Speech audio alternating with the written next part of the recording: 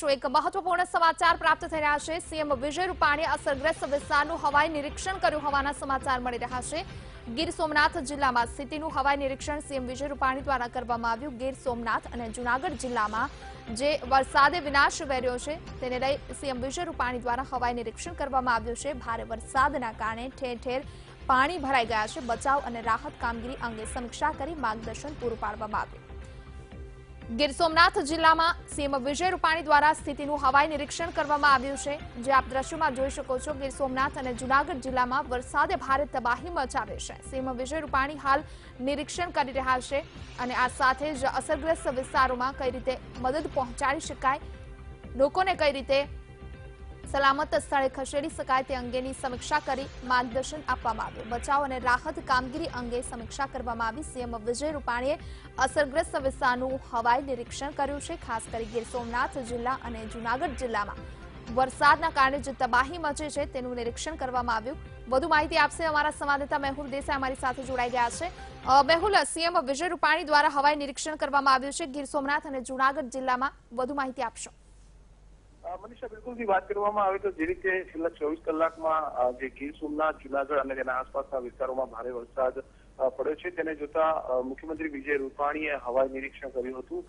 તેમની સાથે જે સમીક્ષા કરવા માટે જે અધિકારીઓ છે, 2 અધિકારીઓ પણ ગાંધીનગરથી ગયા છે, જેમાં અગ્ર મુખ્ય સચિવ જે છે કે કૈલાશ નાથર અને મુખ્ય સચિવ ડોક્ટર જે.એન. સિંહ પણ તેમને સમગ્ર સ્થિતિનો તાગ મેળવ્યો છે। રાહત બચાવની કામગીરી કયા પ્રકારની ચાલી રહી છે તે અંગેનો પણ સમીક્ષા કરવામાં આવી છે। જ્યાં જરૂર પડે ત્યાં એનડીઆરએફની વધુ ટીમો રાખવા માટે પણ સૂચના આપવામાં આવી છે। મહત્વનું છે કે ગઈકાલ સુધી 15 ટીમો એનડીઆરએફની હતી, હવે તે 20 ટીમ જે છે તે કરવામાં આવી છે, એટલે વધુ 5 ટીમો છે। ગીર સોમનાથ જિલ્લામાં 4 ટીમો છે। જે પ્રકારે વરસાદ પડ્યો છે તેમાં વધુ પાણી ભરાયા હોય તેવા વિસ્તારોમાં કયા પ્રકારની સહાય આપી શકાય છે તે અંગે પણ ચર્ચા કરવામાં આવે છે। પીવાનું ચોખ્ખું પાણી તથા જે ખાવા પીવાની જે વસ્તુઓ છે જ્યાંથી સ્થળાંતરિત કરવામાં આવ્યા છે તે લોકો સુધી પહોંચાડવા માટે પણ તાકીદ કરવામાં આવી છે।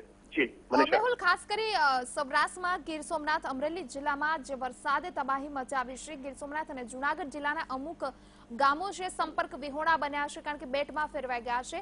અત્યાર સુધી તંત્ર દ્વારા કયા પ્રકારની બચાવ અને રાહત કામગીરી ચાલી રહી છે?